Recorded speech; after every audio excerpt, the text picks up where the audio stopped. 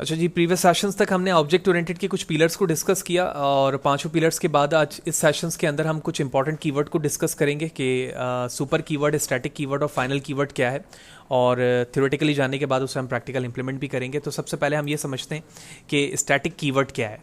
So the static keyword is normally use for the memory management and also it is use with the variable, method, block and nested class. इसके ज़रिए से आप किसी भी variable, method, instance को या nested class को without making object call कर सकते हैं। और इसके ज़रिए से जाहिर सी बात है, जब तक आप ऑब्जेक्ट नहीं बनाते हो उस वक्त तक मेमोरी कंज्यूम नहीं होती है।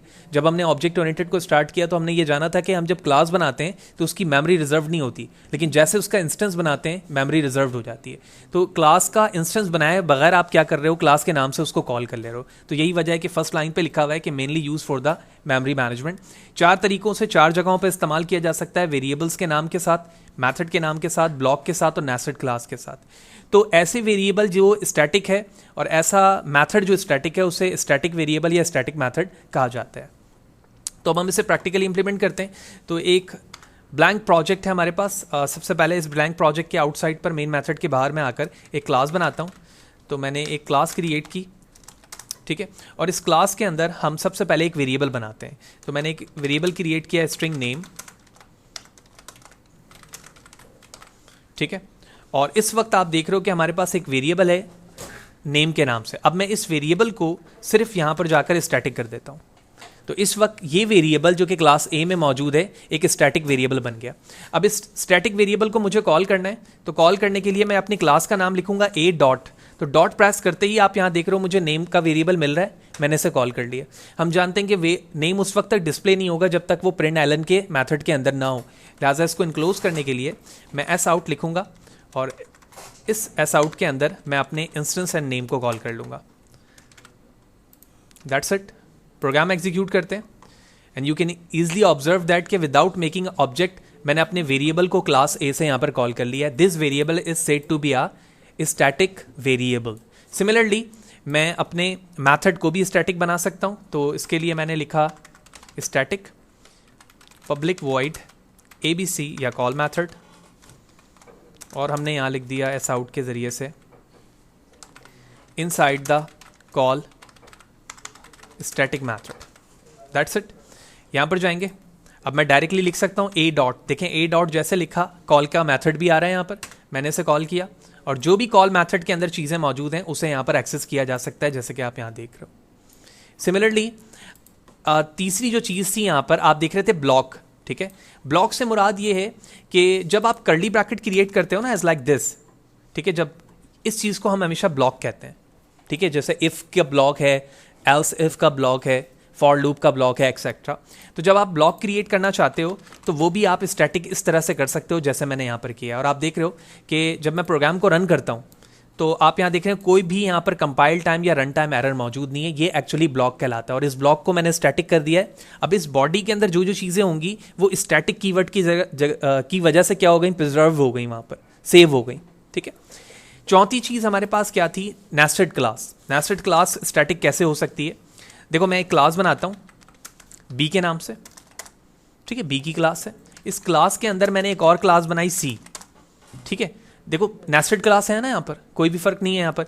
तो मैं प्रोग्राम को रन करता हूं, सारी चीजें सही चल रही हैं, इसका मतलब मैं नेस्टेड क्लास बना सकता हूं।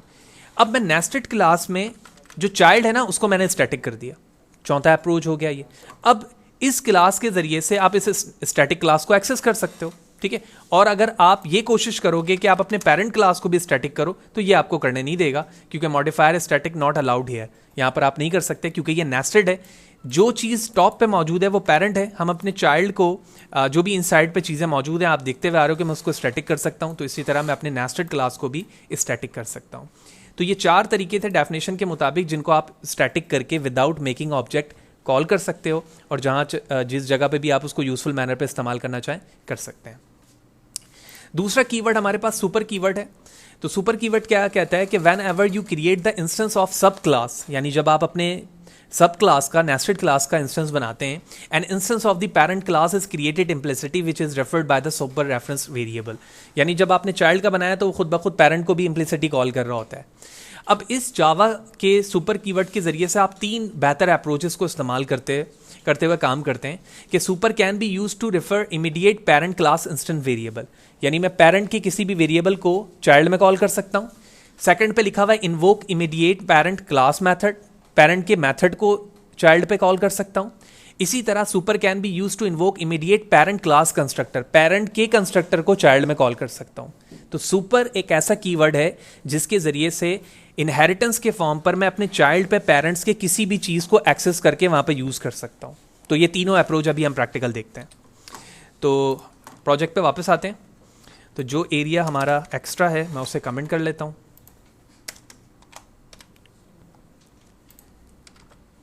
ठीक है, अब हम यहां पर आते हैं और सबसे पहले सुपर को समझने के लिए हम एक सिंपल क्लास बनाते हैं और इस क्लास का नाम मैंने रखा डी, सही है। और एक और क्लास बनाया, इसका नाम रखा मैंने ई और इसको एक्सटेंड कर रहा हूं डी से, और ये इसकी बॉडी है। सबसे पहले टॉप पर आते हैं और टॉप पर आने के बाद मैंने यहां पर इंटीजर आईडी की एक वैल्यू पास कर दी। ठीक है, उसके बाद मैं यहां पर एक मेथड बनाता हूं पब्लिक वॉइड कॉल के नाम से, और मैंने यहां पर लिख दिया जो चीज़ भी मुझे लिखनी है। जैसे फॉर एग्जांपल मैंने कह दिया कि now inside the call method. लेकिन अब मैं ये चाहता हूं कि इस मेथड के अंदर ना मैं इस आईडी को भी कॉल करूं और उसे डिस्प्ले कराऊं। लिहाजा इसके लिए मैंने यहां लिखा एस आउट, और एस आउट लिखने के बाद इस जगह पर मैंने लिखा super dot ID. That's it. तो पहली जो चीज अप्रोच थी वो ये थी कि इमीडिएट वे पर मैंने अपने पेरेंट की चीज को चाइल्ड के अंदर क्या कर लिया, एक्सेस कर लिया। अब मैं ई का इंस्टेंस बनाऊंगा और कॉल मेथड को कॉल करूंगा तो ये वाली चीज भी होगी और ये वाली चीज भी कॉल हो जाएगी। लेट्स सी, मेन मेथड पर आया, ई का इंस्टेंस बनाया,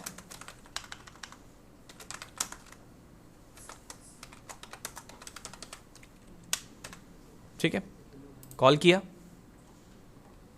एंड हियर इट इज। दोनों चीजें यहां पर कॉल हो गई। पहली चीज हमने यहां पर देख ली। दूसरी चीज है अब सुपर के जरिए से मेथड को कॉल करना। तो मैं क्लास डी में आके एक मेथड बनाता हूं कॉल डी के नाम से, ठीक है, और इसको कर लेते हैं कॉल ई, मीनिंगफुल बना लेते हैं। ठीक है, और उसके बाद मैंने इसकी बॉडी बनाई, यही वाली लाइन पेस्ट करी मैंने यहाँ पर और यहाँ लिख दिया inside the call D method. That's it. अब मैं ये चाहता हूँ कि इस मैथड के अंदर रहते हुए ये वाले मैथड को भी कॉल करूँ, सही। तो मैं यहाँ पर आता हूँ, मैंने लिखा यहाँ पर सुपर डॉट, आप देख रहे हैं call D method, and that's it. आप एक दूसरे क्लास के अंदर रहते हुए पहले वाले पेरेंट के वेरिएबल को भी सुपर के जरिए से एक्सेस कर रहे हैं और साथ ही साथ मैं उसके मेथड को भी कर रहा हूँ। प्रोग्राम एग्जीक्यूट करते हैं, क्योंकि इस वक्त मैंने ई को ही कॉल कर रखा है और ऑलरेडी हमारा 2 इंस्टेंस तो चल रहा था, देखो दूसरा भी चल रहा है और ये वाला मैथड भी मैथड के अंदर एक्सेसिबल हो गया। 2 चीज़ें हो गई। अब तीसरी चीज़ आती है कंस्ट्रक्टर इमीडिएट वे। कैसे? देखिए, मैं एक वेरिएबल बनाता हूँ स्ट्रिंग नेम, और इस नेम वेरिएबल के अंदर मैंने CS सेव कर दिया, या बल्कि इसको हम ब्लैंक ही रखते हैं क्योंकि हम कंस्ट्रक्टर यूज करेंगे। तो मैंने लिखा public D string name body this dot name equal to name. And ये वाला काम जो है हम प्रीवियसली जब हम पॉलीमॉर्फिज्म पढ़ रहे थे और एब्स्ट्रैक्शन पढ़ रहे थे वहाँ पर भी हमने किया ही है, लेकिन मैं just for the understanding keyword मैं इसे दोबारा बता रहा हूँ।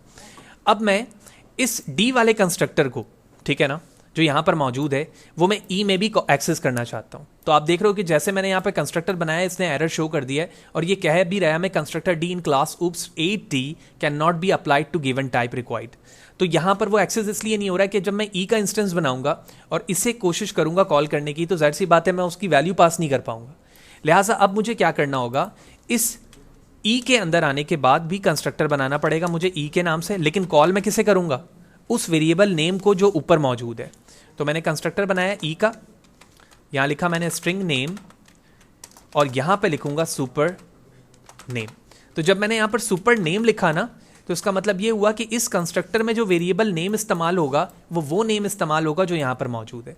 अब मैं इस वेरिएबल नेम को किसी मेथड में भी यहां पे भी पास कर सकता हूं और यहां पे भी पास कर सकता हूं, ठीक है। तो इस तीनों अप्रोच के जरिए से हमने देखा कि सुपर कीवर्ड के जरिए से आप किसी भी वेरिएबल को, किसी भी मेथड को और किसी भी कंस्ट्रक्टर को अपने दूसरे चाइल्ड क्लास के अंदर इमीडिएट वे पर एक्सेस करके उसे यूज कर सकते हैं। तीसरा कीवर्ड हमारे पास फाइनल का है। तो फाइनल कीवर्ड्स बड़ा इंपॉर्टेंट है। हम किसी क्लास को भी फाइनल कर सकते हैं, ठीक है, किसी वेरिएबल को भी कर सकते हैं और कंस्ट्रक्टर के पैरामीटर को भी कर सकते हैं। So the final keyword is Java is used to restrict the user. The Java final keyword can be used to many contexts with variables, with method and with class. तो restrict करने का मतलब ये है कि अगर मैंने एक वेरिएबल बनाया integer A equal to something value और उसके बाद दूसरी लाइन पे उसी ए को मैं कह रहा हूँ something more value, other value, तो ये पॉसिबल है, एक्सचेंजेबल है ना। मैंने एक लाइन में ए की वैल्यू 1 रखी, दूसरी लाइन पे ए को 2 कर दिया। लेकिन अगर मैंने अपने किसी वेरिएबल को फाइनल किया है तो एक दफ़ा जो वैल्यू इनिशियलाइज डिफाइन हो गई अब can not B change further, ठीक है, रिस्ट्रिक्ट कर दिया मैंने उस यूजर को, उस वेरिएबल को। Further, the final keyword can be applied with the variable. A final variable that have no value, it is called blank final variable or uninitialized final variable. बिल्कुल अनइनिशियलाइज भी इसको कर सकते हैं, लेकिन वो कंस्ट्रक्टर के अंदर ही होगा। It can be initialize in the constructor only. Constructor के अंदर कोई भी फाइनल वेरिएबल को ब्लैंक रखा जा सकता है, लेकिन आउटसाइड ऑफ द कंस्ट्रक्टर कहीं पे भी आप उसको ब्लैंक नहीं रख सकते, इनिशियलाइज जरूर करना पड़ेगा। The blank final variable can be static also, which will be initialized in the static block only. We will have determined learn of these. So the final Java, if you make any variable as final, you cannot change the value of the final variable. It will be constant. जो मैंने अभी बताया कि वो constant की तरह behave करेगा और मैं उसे further change नहीं कर सकूँगा। चलें जी, अब इसी चीज़ को हम यहाँ पर implement करते हैं। तो multi line comment में मज़ीद बढ़ाता हूँ।